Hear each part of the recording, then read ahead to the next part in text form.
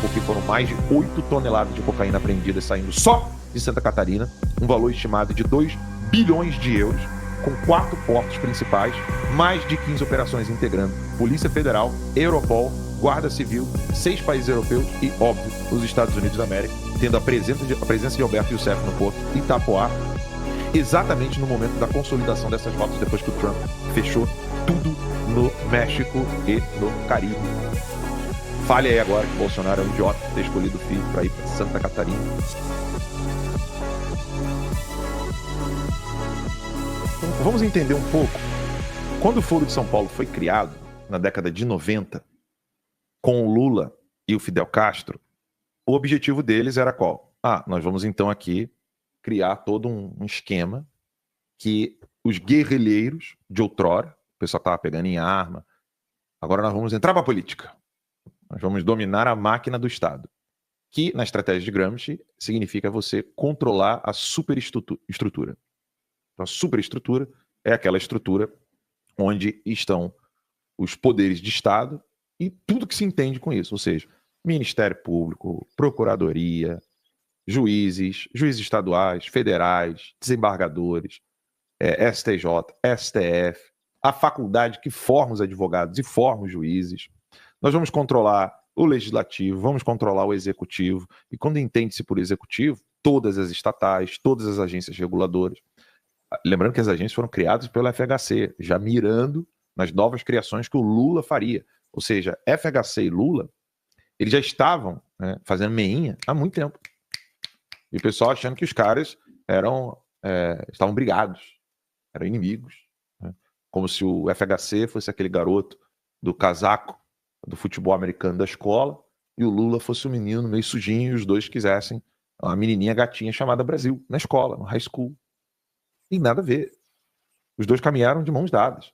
Enquanto a mídia colocava o FHC como o cara da escola, o quarterback do time do futebol americano, com aquele casaco bonitão, que tem aqueles negocinhos aqui, sabe como é que é? De high school.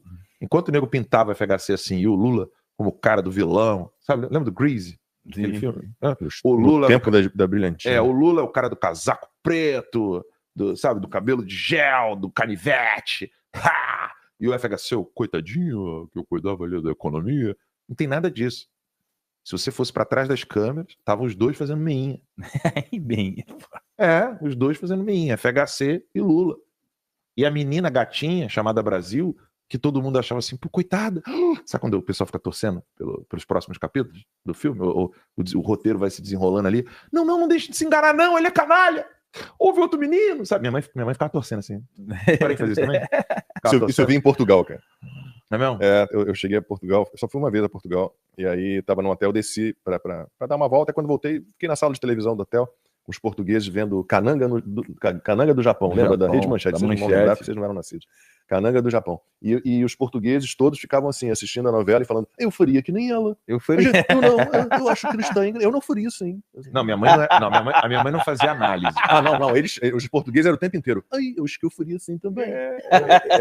A minha mãe não era analista. A minha mãe, ela tava querendo mudar o roteiro. Não, eles falavam disso também. Torcedora. Não, minha mãe queria mudar o roteiro. Isso não poderia se ela tivesse o telefone do roteirista, ela mudava o final da novela. Minha mãe era assim. Você vai cair nesse cara de novo? Não, que não sei o que. Minha mãe torcia. Então o Brasil ficou assim durante um bom tempo, torcendo pro roteiro ser diferente. Tava o Lula e o Alexandre, o Lula e o FHC fazendo meinha, e o Brasil inteiro acreditando que os dois eram vilões e que a gatinha era o Brasil. O Brasil é o país do futuro. Aí todo mundo, a gatinha do futuro é o Brasil. Só que não. E aí, vamos voltar aqui, para você entender o que está acontecendo nesse exato momento. Nós explicamos ontem essa reconfiguração geopolítica das rotas da cocaína, né? O Trump bloqueando no Caribe, pode tirar print disso aí e ser feliz com seus amigos no grupo de WhatsApp. O bloqueio do Trump no Caribe, né? Rolou ali, não vai mais passar cocaína. Você tem um monitoramento intenso na Venezuela, tipo, ninguém tá podendo fazer porra nenhuma na Venezuela. Nada, ninguém pode fazer mais nada na Venezuela que os Estados Unidos não esteja olhando. Fechou a rota mexicana. Ai. Acabou a rota. Arriba! Acabou a rota do Arriba. E aí, meu irmão, a parada foi toda escoada para a América do Sul. Então, os portos privados com fiscalização baixíssima viraram, então, o lugar onde os caras estavam querendo jogar.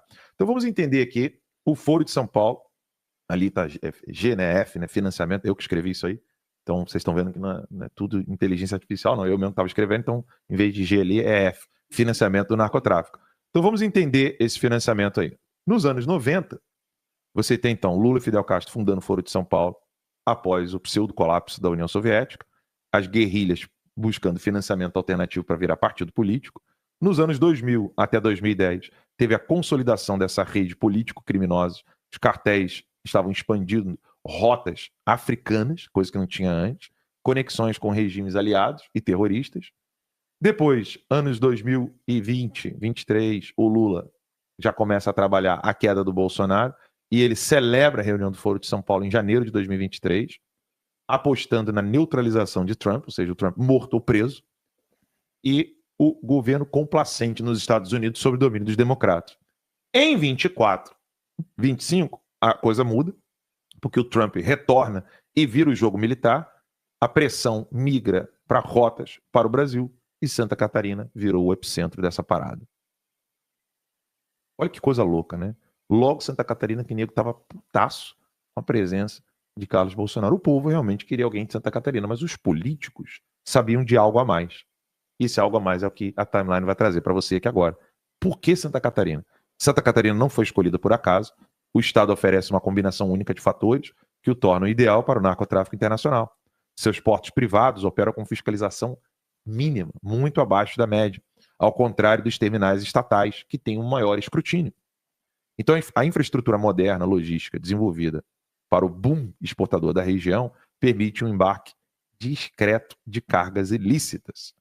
O alto volume de containers legítimos, carnes, madeiras, celulose, frango congelado, oferece cobertura perfeita para camuflar todo o envio de narcotráfico para a Europa.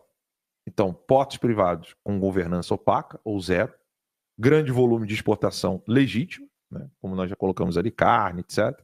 Uma infraestrutura logística de ponta, região próspera e politicamente discreta, quase ninguém olhava para falar quem era o governador de Santa Catarina, hoje é debate nacional, e proximidade com o Paraguai e fronteiras permeáveis. Sem contar, eu não coloquei aqui, todos os acordos que o governo de Santa Catarina está fazendo com o Partido Comunista Chinês. Então não é brincadeira. Itajaí, São Francisco, Navegantes e especialmente Itapoá acabaram se consolidando como pontos de embarques preferenciais do narcotráfico. Cara, isso é uma higienização aparente, entendeu? Você tem a operação rodando ali.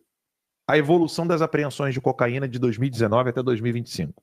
Então aqui você vê claramente nesse gráfico quando o Trump estava atuando e quando o Trump parou. Você vê aqui, ó, 2019, o Trump estava atuando firme com apreensões, tá? 3 toneladas apreendidas aqui. 2020, a coisa diminui. 2021, o Trump saiu, entrou o Biden. Olha 22, irmão. Não teve nada. Quase nada. Aqui, ó, vou mostrar aqui para vocês. 22 não teve quase nada. Aí 23, a coisa começa a mudar. Depois eu explico para vocês o porquê. 24 aumenta, 25 é maior do que isso aqui, tá? 25, na verdade, ultrapassa 4.500. Na verdade, chega a 7 toneladas. Mas é porque foram em outras águas, então nós vamos chegar lá. Então, as principais apreensões. 2019, 3,3 toneladas. A rota saiu de Itapoá, foi para a Bélgica.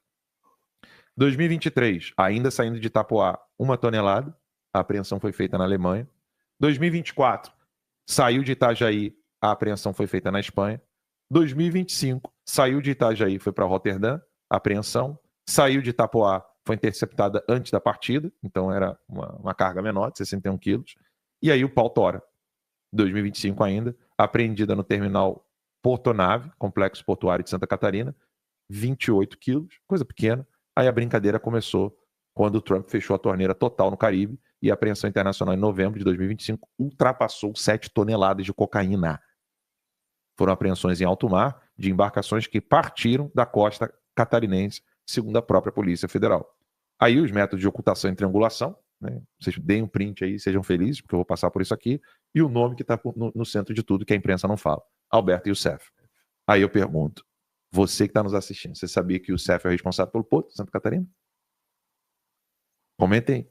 Agora eu quero esperar vocês comentarem se vocês sabiam que o Alberto Youssef é o centro do hub dos portos de Santa Catarina. Ele é responsável por um dos portos, eu vou explicar aqui agora, mas Alberto Youssef tem um históricozinho. Né? Não Históricozinho ou histórico-cuzão? Histórico-cuzão, né? Ele não era frei, ele não era frade franciscano, ele não participava das lives do Frei Gilson, ele não estava adorando o Santíssimo de madrugada, rezando texto de manhã com a irmã Kelly Patrícia, ele estava fazendo outras cocitas, né? Dizem até que ele tem umas maquininhas aí de produção de bilhete de Loteria? de loteria. De né? loteria. Isso a gente vai chegar daqui a pouquinho, não hoje. Parece que a lotérica dele em Brasília, na região do DF ali, Já ganhou 15 vezes. A 15 mesma vezes lotérica. A gente não tem documentos que comprovem que ele é dono, isso. né? Provavelmente é um laranja, né? Mas a gente vai chegar lá, Olha aqui. Aqui a gente tem o escândalo do Banestado, a primeira delação premiada com Sérgio Moro, operou remessas ilegais que financiaram redes políticas nos anos 90 e quebrou o acordo de delação, mas permaneceu protegido. Então, o Alberto Youssef não é alguém novo no cenário político. Então, se na Lava Jato o Moro achou que estava conhecendo o Alberto Youssef pela primeira vez, ele está mentindo, porque a delação do Youssef em 2000, no caso Banestado, foi com qual juiz? Tá na tela aí, ó. Sérgio Moro. Então o Moro virar para você em 2021 e falar assim: nossa, não sabia. Caô, filhão. Caô. O Moro sabia quem era o Alberto Youssef desde 2000. Com 10 aninhos de criação de Foro de São Paulo, ele já sabia quem era Alberto Youssef. Então, voltemos ao nosso quadrinho ali. Escândalo do Banestado. Ele, em 98, 2 anos antes da delação dele, ele foi financiador político de Álvaro Dias, que criou o partido Podemos. Qual partido do Moro? Podemos. Obrigado. É que Via o Podemos hoje é o União Brasil, não é? Não, mas calma, vamos lá. A gente vai chegar lá na parte do União Brasil. Mas o meu ponto aqui é o seguinte: o Moro, em 2021, quando o nome do Alberto Youssef Aquilo foi explodiu... patético, né, cara? Ele fez falou, um não, puta mas ninguém lançamento, sabia, ninguém se lançou sabia. candidato a presidente. Daqui a pouco, não, vamos pro Senado. Ele desistiu porque a galera chata, e essa galera chata é quem o poder por trás de tudo no Brasil hoje, a galera chata que é você em casa. Você que nos dá audiência, você que tá vendo as informações que a gente traz, você que olha e fala assim, cara, faz tudo sentido, como é que eu não vi esse troço antes? E aí você comenta com seus amigos, parentes, grupo de WhatsApp, gente, corre lá, o Ola tá ao vivo expondo porra toda. Então, você é o chato que o governo não quer. Não quer de jeito nenhum. Então vamos lá, vamos continuar aqui. Aqui nós temos então o Álvaro Dias sendo financiado pelo Alberto Youssef. Ele pagou o financiamento dele por meio de horas de voo de jatinho, né? Logística aérea. E aí isso já está comprovado. Depois, na Lava Jato, ou seja, ele não tinha cumprido já os escândalos do Banestado, então já era para ele ter perdido todos os benefícios. Na Lava Jato, segunda delação premiada de Alberto Youssef, novamente com qual juiz? Diz aí, você que está nos comentários. Moro. Nossa. Né? Ele revelou então um esquema de propinas envolvendo Petrobras, PT, PP e MDB, protegendo, se caso estivesse, né, envolvido nisso, o pessoal do PSDB. Quem estava no PSDB nessa época? Álvaro Dias. Situação juridicamente legal, mas moralmente controversa por reincidência. Depois, ele próprio virou um grande operador em Brasília, com circulação documentada em lotéricas, manipulação de prêmios, acesso privilegiado à Caixa Econômica Federal e mantém caixa viva e blindagem institucional, mesmo após condenações. Esse é Alberto Youssef. Agora vamos ao Alberto Youssef, o homem do Porto de Itapoá. Nós tivemos acesso a documentos privilegiados aqui na timeline, onde, entre agosto de 2023 e janeiro de 2025, mostra o Alberto Youssef visitando o Porto de Itapoá, um dos principais terminais privados de Santa Catarina, e registros judiciais que nós tivemos acesso em primeira mão comprovam sua atuação em setores administrativos, logística e diretoria, representando a empresa CDI, Container Depot Itapoá Ltda. Isso aqui é exclusividade timeline, tá? Datas e circunstâncias documentadas que nós temos aqui e estamos apresentando a vocês. 17 de agosto de 2023, primeira visita, e o CEF se reúne com dirigentes comerciais do Porto, acompanhado de executivos da CDI, aquela Container Depot Itapoá Ltda. Em 18 de dezembro do ano passado, segunda visita, acesso a setores administrativos e de logística, reunião prolongada com a diretoria, e em 17 de janeiro desse ano, terceira visita, e o CEF oferece presente, cesta de vinho, um gesto muito bonitinho, né? Fechamento de contrato, E aí ele já ganha proteção institucional. Documentos judiciais revelam que o Porto de Itapuã ocultou informações sobre quem? Youssef, mesmo quando requisitados pelo Judiciário.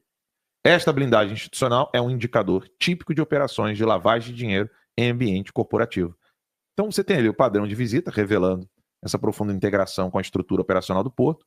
Não são visitas comerciais rotineiras, mas uma evidente articulação em níveis estratégicos de decisão logística e administrativa de Alberto Youssef, por meio dessa empresa BITA e CDI e as redes de facilitação com gestão de contêineres, documentação alfandegária, rede de facilitadores, tudo isso no Porto de Santos. No Porto de Itapuã, em Santa Catarina.